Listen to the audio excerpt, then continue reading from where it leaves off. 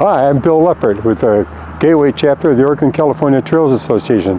And today we're going to learn a little bit about St. Joe history, Joseph Robidoux, and the connection to the Trails West. I'm Harrison Hartley, a board member of the St. Joseph Historical Society and Robidoux Row Museum. And we're at the museum visiting today, talking about the history of the town. The museum is set up here in what is called Robidoux Row. It's a series of row houses, two-roomed apartments. This building was designed and built by Joseph Robidoux. My grandfather, Harrison Hartley, did a painting of it in about 1952, and you can see the external structure of it pretty well on that painting. Limestone, native limestone for the foundation, and the bricks were made here in town. And the two rooms that were in each of the sections, there was a further section west that I think it burned or was damaged and had to be taken off the building in about 1932 or 33, something like that. But Robidoux let people stay here while they were buying land from him. Joseph Robidoux, the founder of the town. And you could buy a corner lot from him for $150. An interior lot was $100. Robidoux was reasonable, and later on, of course, he used it as rental property. He died here, and a little later we'll look at his bedroom, and I'll show you a chair that he brought up from New Orleans for his second wife. Fascinating characters. The building itself would not be here if it weren't for the St. Joseph Historical Society. We might have lost it to highway development, as we lost a house that was partially designed by Joseph Robidoux. He was a pretty canny guy. He could do some architecture and so on. And this is an oil painting of the Beauvais home, which he built for his daughter Sylvanie. She married a guy named Auguste Beauvais, who was a jeweler from St. Louis. Robidoux probably lived in half of it, and his second wife, Angelique Vautry. And it was destroyed when the highway came through.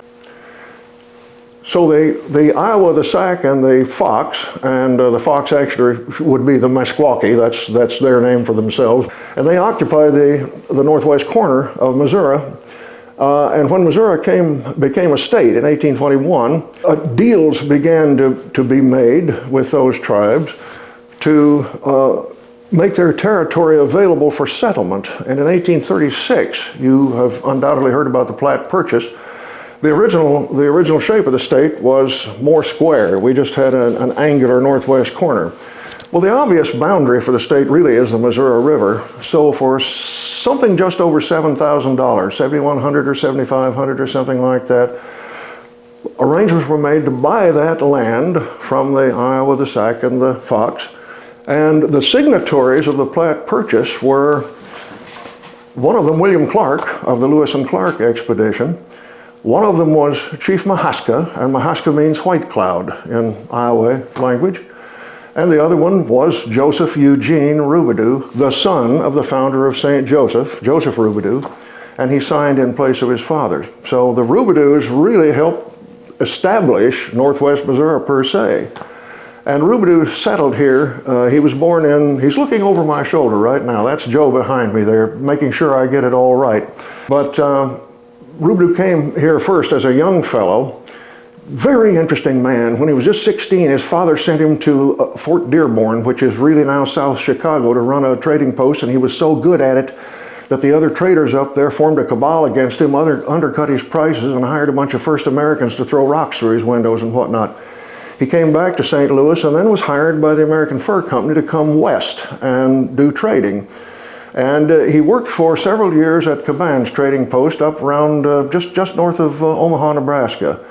And what happened, we don't know exactly, but somehow or other, he got out of that business, went back to St. Louis and opened a bakery. And he came here and set up a trading post at Roy's Branch, which is where the Remington Nature Center is now in St. Joseph. And at that time, there was a big series of meadows, and the river curved over into Kansas 4 or 5 miles. In the flood of the early 1950s, they straightened the river channel out, so it comes closer to St. Joseph now all the way down.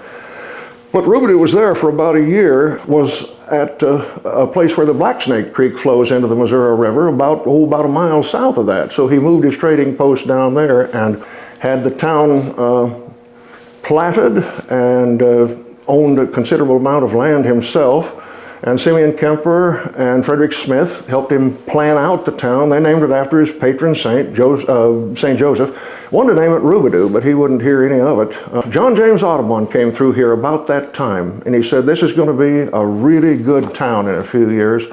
Well, Audubon was right. When Robidoux established the town and got it platted, there were about 950 people here. Within about 30 years, there were 9,500 here.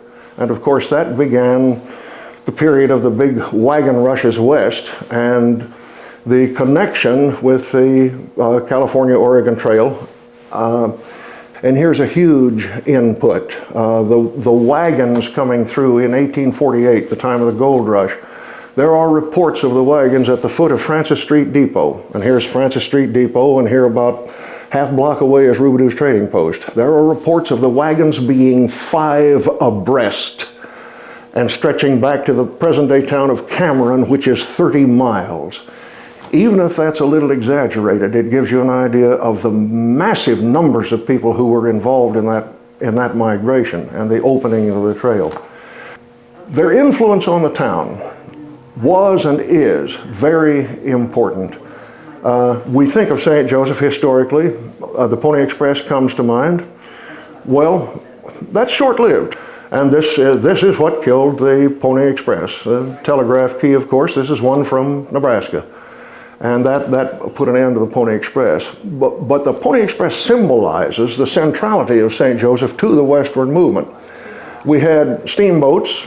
If you can see my tie from here, this steamboat's on the tie, and that river traffic indicates just how central St. Joseph was to the westward movement altogether.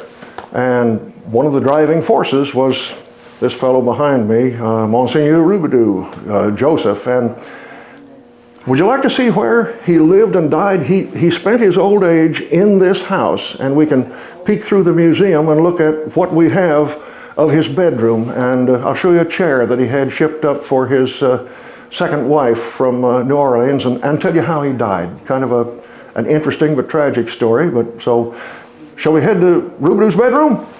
And we're now sitting in the bedroom of Joseph Robidoux, the founder of St. Joseph, and one of the most remarkable men really in American history. He and his family created a vast empire of fur trading. Robidoux lived the last 11 years of his life in this room. Robidoux was married officially twice to Eugenie de Lisle in St. Louis, and as we mentioned in segment 1, they had 2 children, Masseny, who was a little girl who died within hours of her birth, and Eugenie died within weeks. And the surviving son, Joseph Eugene, named obviously after his mother, was the fellow who established the fur trade up around Scottsbluff, Nebraska, and was so famous with working with first American people. So his family stretched not only into the mercantile interests of European settlers in the westward movement, but also maintained a kind of cordial relationship with the first Americans that was in some ways unusual in those days. Robidoux's second wife, Angelique Vautry, gave him several children, and most of the streets in downtown St. Joseph now are named after them. Little Masseny, who died, of course, and then Sylvanie, who was a daughter, and Jules and Edmund and like that. And when Angelique died in, I believe, 1857, that would be about right, Joseph Robidoux was just heartsick. This chair behind me, a little bit tattered right now, but that's all right, chair, so am I. He had this brought up from New Orleans for Angie. He said she had rich tastes, and so he had that chair brought up for him, and lived in these 2 rooms the last 11 years of his life. When she died, he moved in here. He was almost blind, and so his younger sister, Pelagie, took care of him here. The story of his death is tragic but interesting, because he liked oysters, and you could have them shipped up from New Orleans in those days in barrels of salt and ice. And they came in 2 grades. There were select oysters and cove oysters, and the select ones were really expensive, big fat oysters, and so Joe Robidoux would get the cove oysters. Well, he discovered here that it's not a good idea to frolic with oysters after midnight. He was eating one, choked on it, and it caused the kind of pneumonia that you get when you breathe in something and get it caught in your windpipe, and he died from it. But all things considered, he gave the town a character, and his children are built into it in the names of the streets, and their legacy lives on today. And we try to support that here at Robidoux Row and the St. Joseph Historical Society. We have a most interesting story to tell about the opening of the West. Close connections to the California-Oregon Trail and the Santa Fe Trail and all that magnificent westward movement. Hope you've enjoyed the tour of Robidoux Row Museum, sponsored by the St. Joseph Historical Society.